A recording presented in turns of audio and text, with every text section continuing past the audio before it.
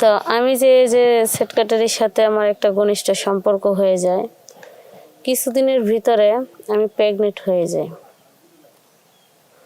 Pregnant হয়ে যাওয়ার পরে আমি সেটা বুঝতে পারি না প্রথমত, কারণ আমার বিয়ে 7 বছর উপরে চলে, আমি এ পর্যন্ত কখন মা হতে পারি নাই।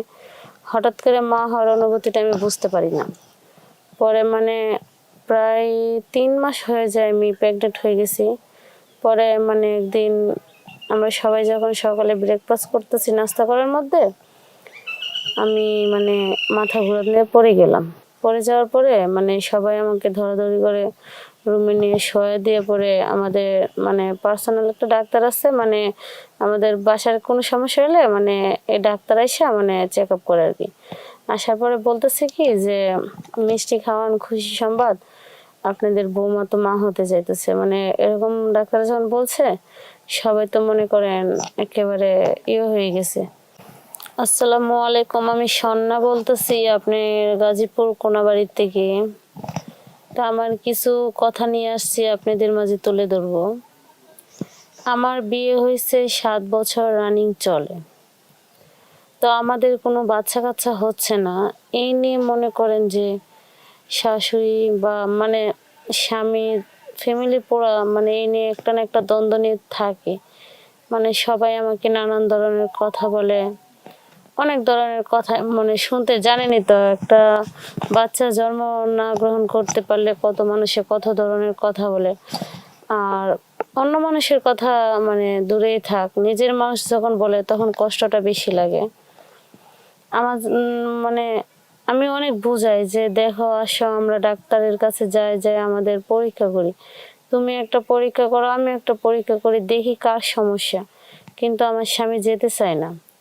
তাও এইসব নিয়ে অনেক ঝগড়াঝাটি হয়, তাও ডাক্তারের কাছে যাবে না। আমি যে অনেক বোঝানোর চেষ্টা করি, বা ওর ফ্যামিলি থেকে সেটা বলে না যে হ্যাঁ ডাক্তারের কাছে যা একটা পরীক্ষা কর। তাদের কথা হচ্ছে সব দোষ শুধু আমারই। কিন্তু দেখেন, সব দোষ যে শুধু মেয়েদের থাকে তা না। ডাক্তারের কাছে গেলে সেটাই কিন্তু প্রমাণ হয়ে যাবে যে ছেলের সমস্যা নাকি মেয়ের সমস্যা।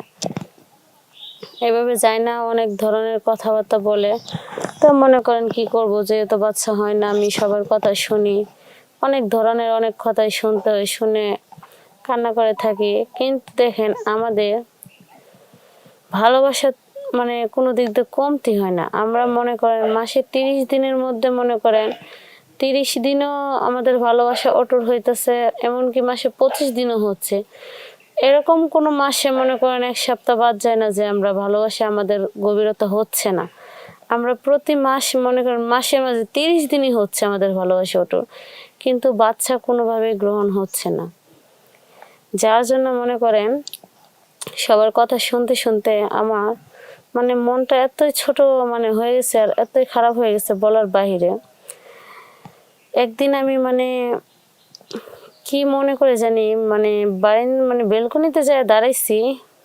তো আমাদের বাসার যে আপনার আছে না, সেক্রেটারি আছে, তার সাথে দেখা আমার মাথায় একটুখানি উল্টাপাল্টা চিন্তা ভাবনা ঢুকে গেছে যে আজকে এরকম ভাবে ফলো করতে করতে আমি সেক্রেটারির সাথে ফোনে কথা বলতে বলতে আমার একটা ভালো একটা সম্পর্ক হয়ে যায়। ভালো একটা এত একটা ঘনিষ্ঠতার সম্পর্ক হয়, যেটা একেবারে কিছু আর বাকি থাকে না করার, সবই হয় আমাদের মধ্যে।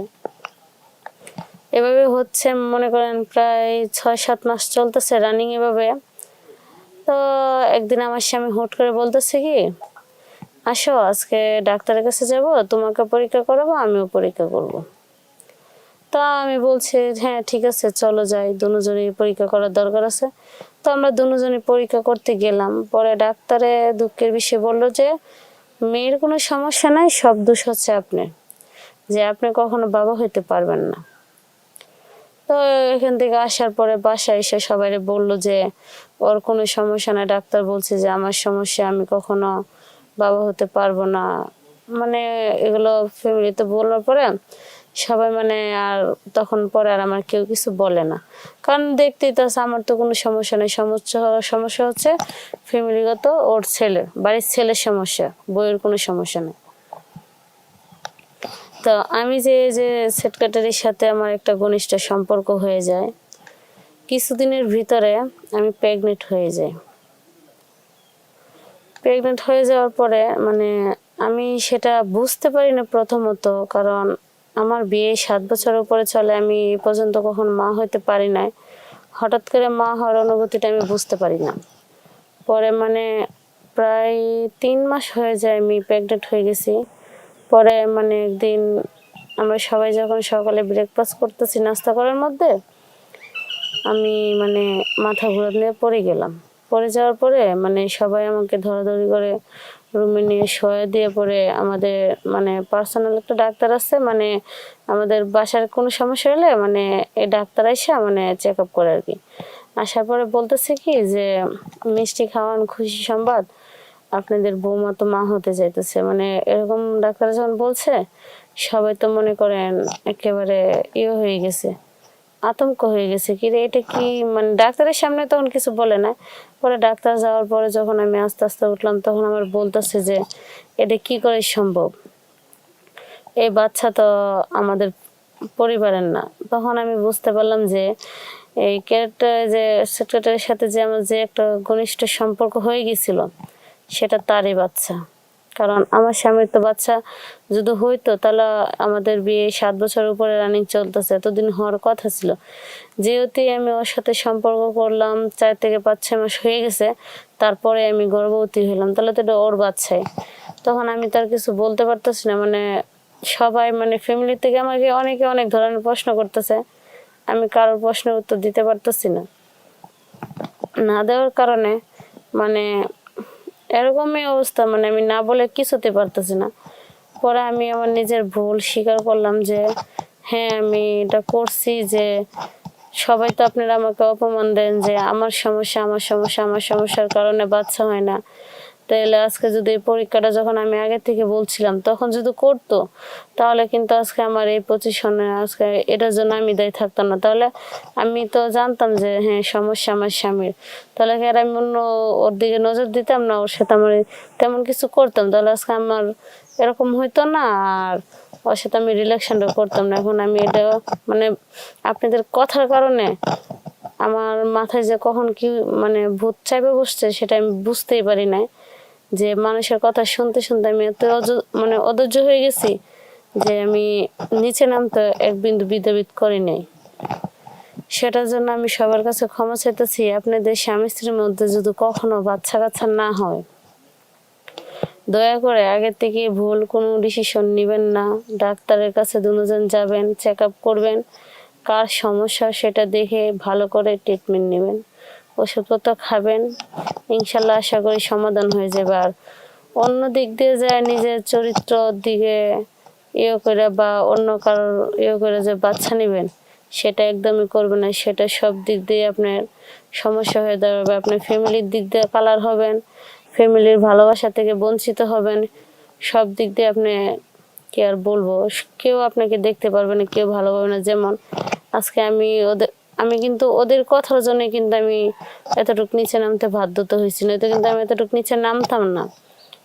আমি মানে চেষ্টা করছিলাম যে আমি অন্য কিছু করবো না, কিন্তু ওদের কথার কারণে, অনেক মানুষের অনেক কথার কারণে, যেটা একটা মেয়ে হয়ে এগুলো কথা সহ্য করার মতন একটা মানুষ, মেয়ে যখন মা হইতে পারে না, যখন এসব কথা শুনতে হয়, তখন মনে হয় এই মেয়েটা বাইসে থাকা থেকে মইরা যাওয়া অনেক ভালো। যে মইরা যাওয়ার মধ্যেও শান্তি আছে, যে বাইসে থাকার মধ্যে শান্তি নাই। তো যেহেতু আমি একটা ভুল করেই ফেলছি, আমি চাই, আমি তো ভুল করছি সেটা আমি এখন বুঝতে পারতেছি। আর আপনারা কেউ ভুলেও জেনে শুনে এরকম কোনো ভুল করেন না। স্বামীর বাচ্চা না হইলে এভাবে থাকবেন, যখন ফ্যামিলি থেকে জানবে যে স্বামীর সমস্যা, তখন আপনার ফ্যামিলি আপনাকে আপন করে নেবে, তখন আর কেউ কিচ্ছু বলবে না, সবাই আপনাকে আগের মতো ভালোবাসবে। আর যদি আমার মতো ভুল করেন, তাহলে এই ভুলের কোনো সমাধান নাই। এই যে আজকে যেমন আমার কোনো সমাধান নাই, আজকে আমি দেখেন কিরকম পজিশনে এসে দাঁড়াইছি, আপনাদেরও এরকম হবে। আমি চাই না আমার মতো আপনাদের কারো জীবন হোক। আমি চাই আপনারা সঠিকভাবে চলবেন, চোখ কান খোলা রেখে চলাফেরা করবেন, ভালোভাবে থাকবেন। আর সম্পূর্ণভাবে সেফটি থাকার চেষ্টা করবেন, ভালো থাকবেন।